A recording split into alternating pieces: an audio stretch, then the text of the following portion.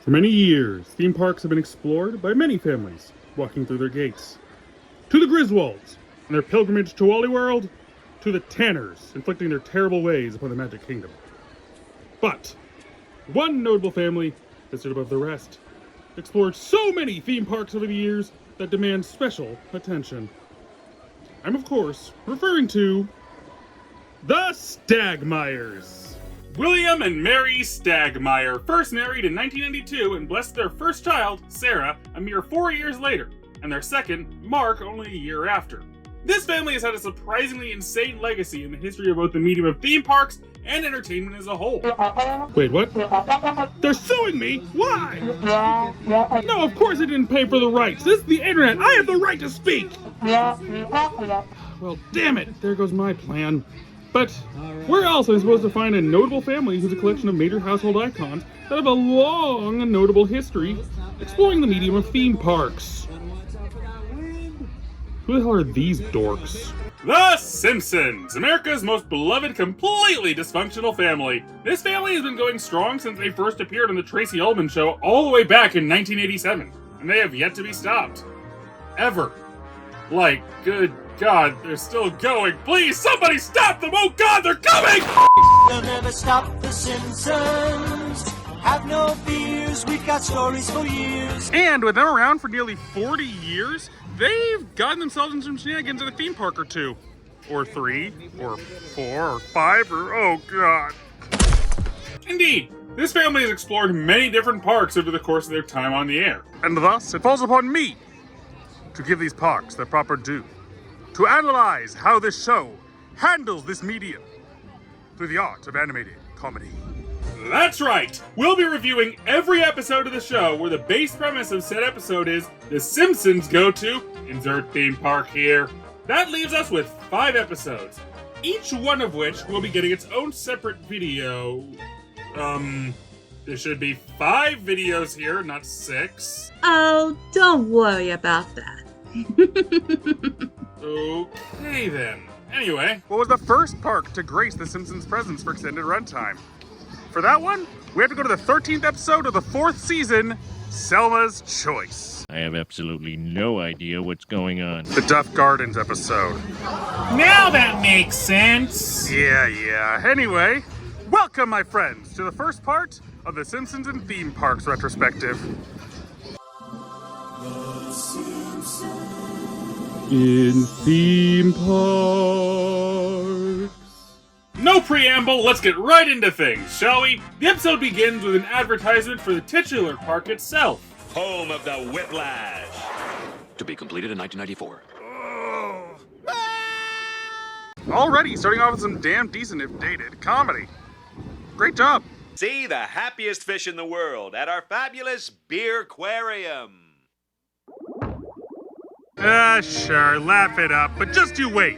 Those fish are going to be delicious after this. The episode establishes that while Homer and the kids are excited about going to Duff Gardens, unfortunately there's been a death in the family, meaning the trip to the park will have to be held off until after her funeral.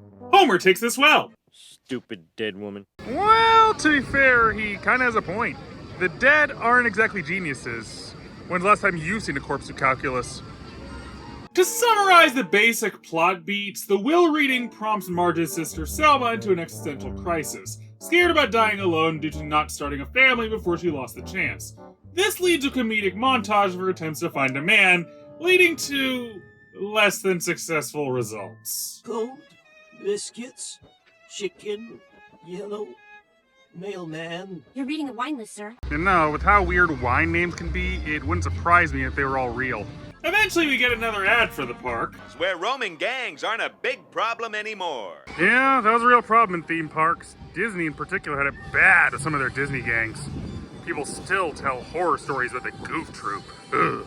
And all the rights to sing. Do, Can we go to Duff Gardens this weekend? Surprised that's what enticed you. Glad to see you being more multicultural, Bart. Eventually, the family sets things up to go, only for Homer to unexpectedly get sick at last minute.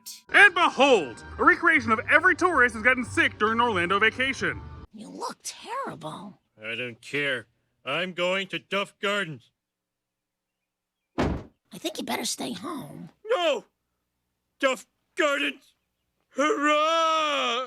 Prices are so high that no sickness shall deter us. We shall have fun, damn it! In response, Marge forces Homer to stay home and recover while Selma takes Bart and Lisa to their own day out with their aunt to Duff Gardens. Look, it's the 7 Duffs. There's Tipsy, and there's Queasy, there's Surly, and Remorseful. Hey, take a picture. It'll last longer. Get out of here. It's official. Playing Surly has got to be the best job in the park. I mean, do you know how many theme park employees would relish the chance to be a jerk to guests? Well, I'm Rappin' AB, and I'm here to say... God dang it, I told Lin-Manuel Miranda that musical theater sequels never work out, but here we are, I guess. Oh, this looks like fun. A bench. Kids, what do you say you go get your Aunt Selma's beer smoothie? Sure, Selma, as long as you're willing to wait 11 more years. Or infinite more years, given the show's sliding time scale. This is getting confusing. Run away! Hey, man, if the line's this long, it's gotta be good. Get bent. So that's the name of the ride I'm looking for. Get Bent. Okay, now where is that? Eventually, this leads us into a rather blatant Small World parody, where they somehow made a song even worse than that one. I don't even hate Small World, and I can't stand this shit after 3 rotations. Good God, get me off this thing! Oh, right. I have a pause button. Thank you, modern streaming conveniences. Now, let's continue. Ah! Can't sleep. Duff will eat me. Just to add to the insanity, Bart and Selma get Lisa to drink the ride water. You know what? No. I'm putting my dorsal fin down, animated comedy series. Let's look at the logistics here. Let's use Small World as a comparison given the parody. That ride is an average of 233,000 gallons of water flowing through its waterways at all times the ride is active. The beer that replaces the water is clearly bubbling, and since beer goes flat on average 2 hours post-oxidation, that means they're clearly replacing the beer to keep that effect. Assuming the ride is open for about 12 hours a day, that means on average this ride is churning through 1,398,000 gallons of beer on the daily.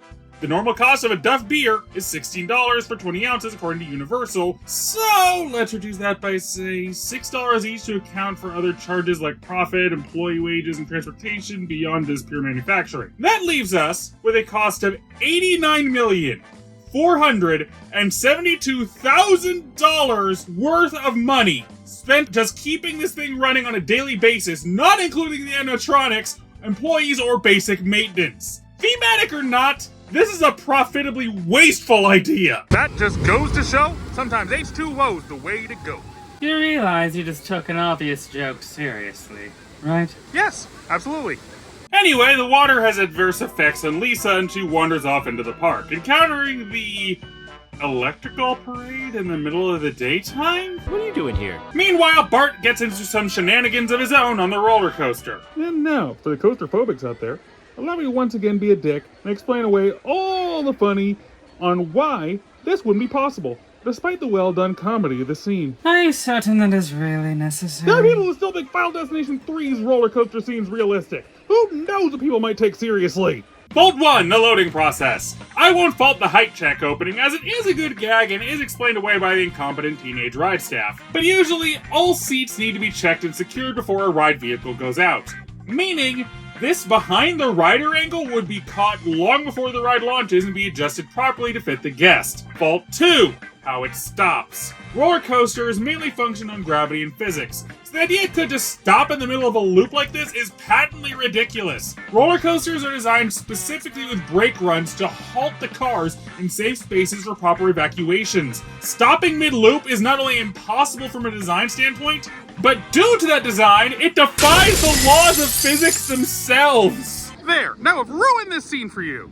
I believe what you have to say is thank you. Thank you. You're welcome. While we were rescuing this boy, hoodlums made off with 3 bumper cars. You think car insurance covers that? I mean, they are bumper cars, so food for thought. Eventually, Lisa is properly found and medicated, and the 3 return to the Simpson household, with Selma asking Homer how the hell he pulls off parenting for no proper answer, ending the family's journey to Duff Gardens. This episode's a classic for a reason. Look, there are elements of this episode that have certainly aged. So much so that can feel almost anachronistic to someone born after this era. But it's still some dang good comedy, plus a fun exploration of what looks like a pretty decent if poorly thought out park, with a family trying to figure out where to go from here in Selma's story. Overall, A episode. As for Duff Gardens itself, I'll give it a C. A few issues, but nowhere near the worst park I've seen out of fictional theme parks. But what awaited this insane family next? What park dared to cross their way after the majesty of Duff Gardens? I mean, after that roller coaster mess up, I don't see how anything could possibly go worse.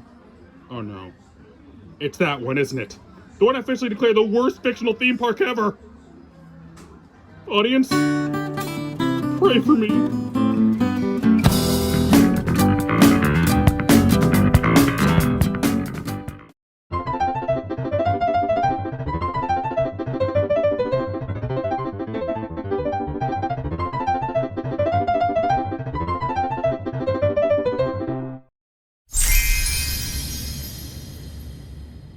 So, let me get this straight.